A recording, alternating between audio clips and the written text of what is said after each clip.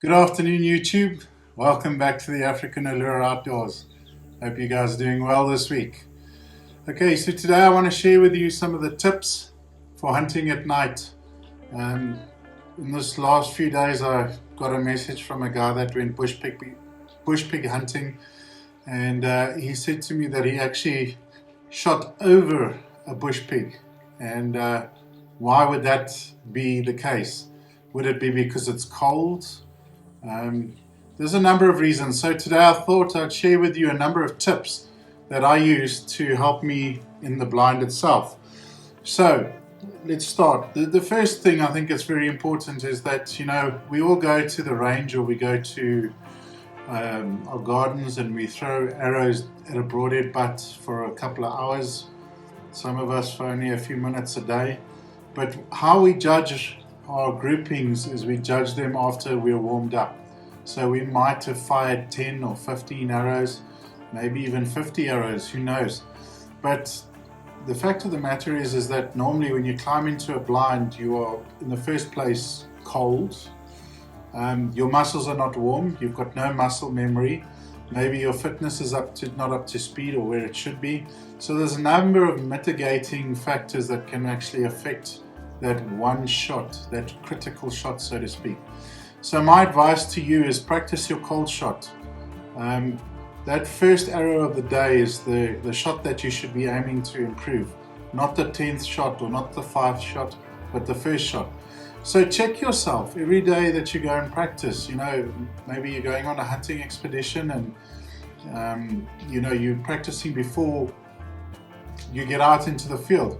Go and shoot that one arrow in the morning or that one arrow in the evening and just see where it lands. That's going to be your arrow that's going to be the one that's going to count, not the one that you've had 10 arrows before it.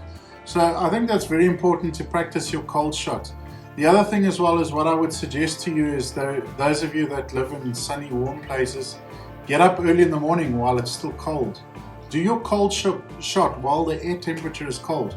Remember that you most likely, when I say you are most likely, the majority of guys are going to be blind hunting. So blind is generally much cooler temperature-wise than, say, what it is maybe on a walk and stalk. So it's very important that you go and try those aspects and you get them to work for you. I think the other factor that a lot of people miss is that when you take your bow, you have your peep sight, and directly below your peep sight and directly above your peep sight, you have two V's. So you have two V's with your peep that's round in the middle. Now what happens in the heat of the moment, during a bush pig hunt or when you're hunting very close at night, is that you get excitement and your adrenaline takes over and then you forget about where you should be aiming. And what I have seen out of personal experience and also hunting with a lot of guys at night is that you actually don't aim through the peep. You end up aiming through the V at the bottom of the peep or the V at the top of the peep, and you're not actually aiming through the peep itself. Now, what this leads to is if you use the bottom of the V, then you're going to be shooting under that animal, possibly maybe even hitting legs. But if you use the top of the V, then you're going to be shooting over the top of the animal, which is normally the case. People normally shoot over the top of the animal. So there's a very easy, useful tip to mitigate this, and that is basically to create yourself a eye patch. And you can just use a bit of sticky putty or press stick. And what I like to do is I like to make the side that is closest to your quarry black, so it keeps the bow black, and then the side that is closest to your eye, that is white. And you only need to make it as big as your eye, or your master eye, should I say. And then you need to take a punch and just punch a hole through the center. That's the best way. And then you just stick this thing to your peep, and obviously you'll have to play with it. But what I like about it is when it's white, it's a little bit easier to find the hole in the dark, that you can actually find your sight housing. And it's a simple idea. And what happens when you fire the arrow, this thing falls off, but it doesn't matter. You're going for that one shot, and you need to make that one shot count. So that is quite important. It's an easy tip. It's an easy fix. The other thing that I would say to you as well is quite a big component is that quite often guys make their pin sights too bright. Even a single pin, if it's too bright, it's going to darken your background. Remember, your eyes are light sensitive, so they're going to adjust to light. So if you've got light and dark, your eyes are going to focus for the light, not for the dark. So, you know, you're going to be blinded, so to speak, by a very bright light. So it's quite important that you have lights that are either dim. The other thing that you can do is use things like a kisser button.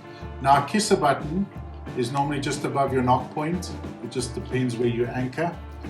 And what this does is it goes into your corner of your mouth, so you always know that you're at the right anchor point. You can use a nose button as well, but I found out of personal experience, a nose button doesn't really work for me in the dark. I struggle a bit, whereas with the kisser button, it tends to find the groove in the corner of your mouth.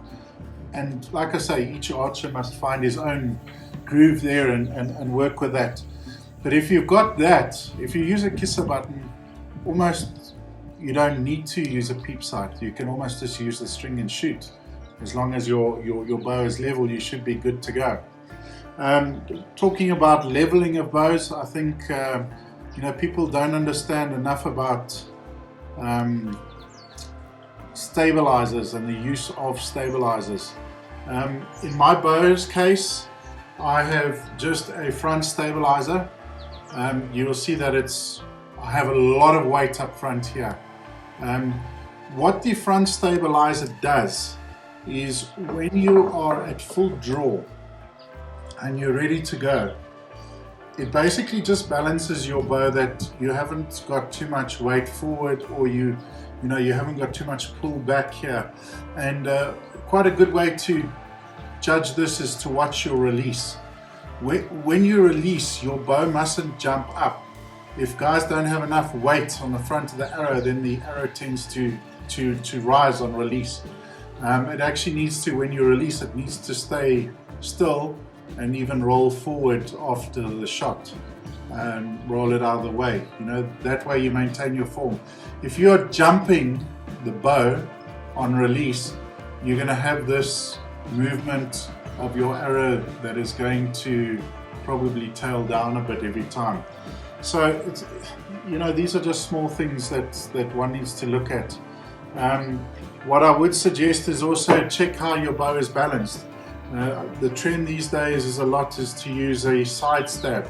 Now the use of a side stab is really just to level your bubble, so that when you pull, automatically your bubble should be centered to the middle of the bubble ring.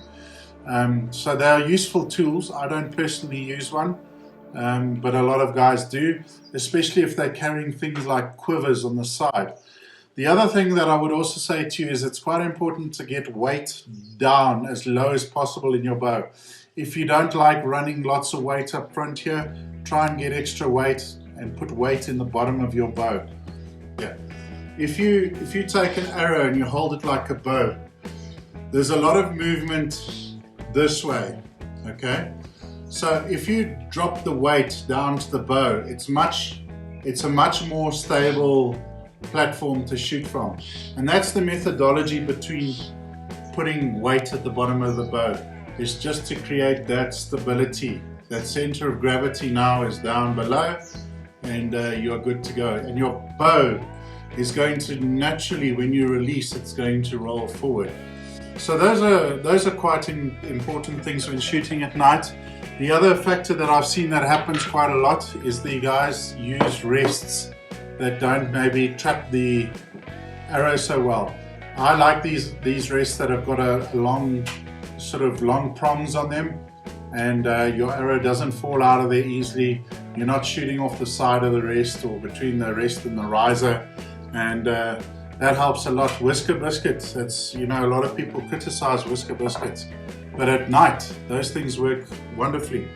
So anyway, folks, I hope these things, these tips helped you. Please remember to like and subscribe to the channel down below. Your comments are also appreciated, and stay tuned. I hope to bring you some more. Thank you for joining us.